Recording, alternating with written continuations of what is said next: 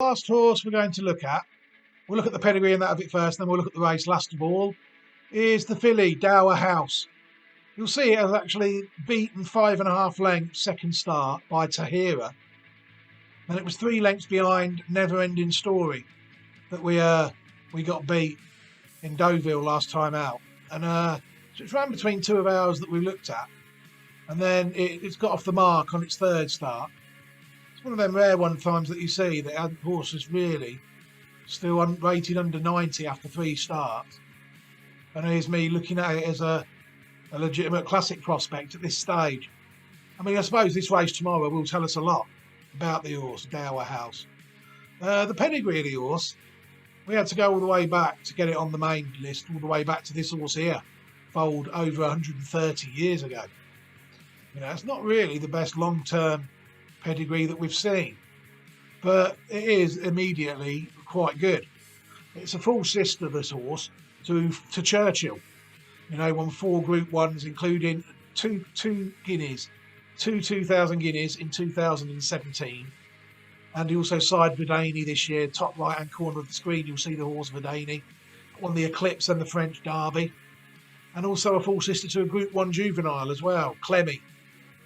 The Dam of It Meow is Group 2 place listed winner, and a half sister to a Group 3 winner, Aloof. The second dam is Airwave, who was trained by Henry Candy, dual Group 1, Group 2 and dual listed winner. And she's a half sister to a horse that won the Nunthorpe in 2013 called Jawala. You know, but where it fits in on here, it just doesn't. You know, I mean, we're right down here. This horse in 1870, we could be anywhere.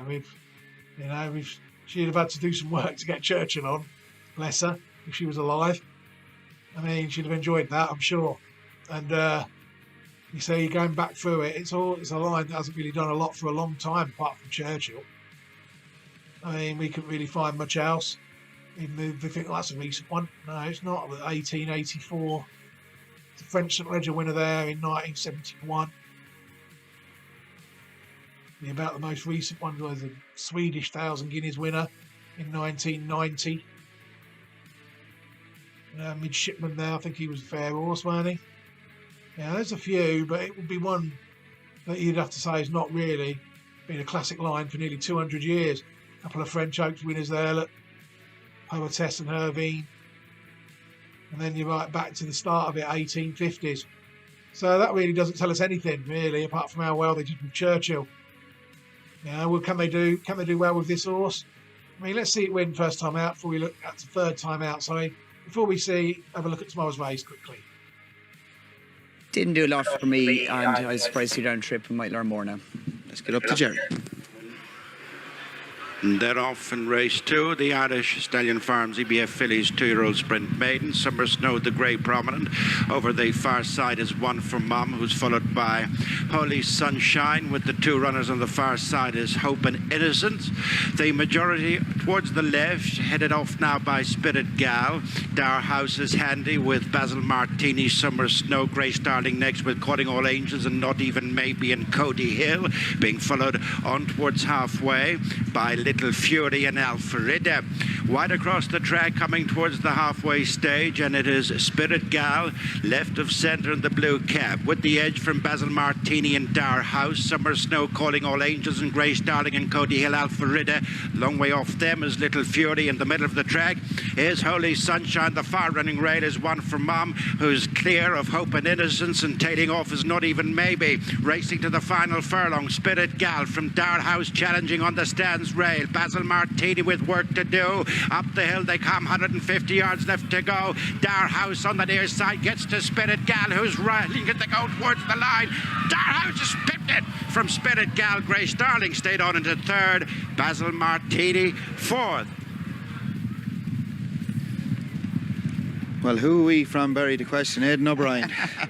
Exactly, just didn't show a lot of pace at Galway, but I'll have their little in-jokes now. We don't need to listen to that.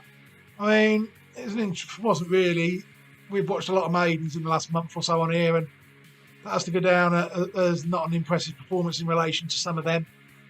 Dropped in trip, you see, from 7 to 6 furlongs, and Heffernan has done well, the Hefs. Rode her every time she's ran.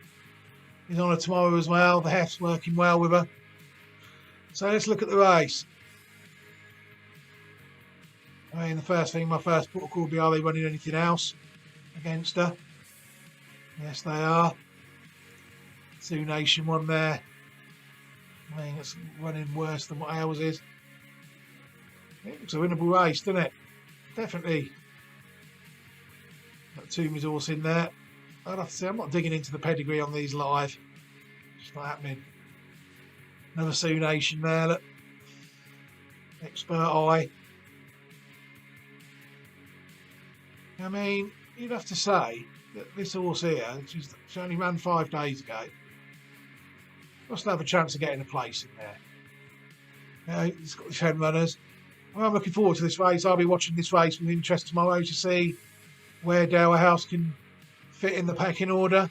If she was to perform badly tomorrow, then she'd probably be quite near the door more than any of the others. Memi is quite near the close to the door, but this one would be quite close as well afterwards.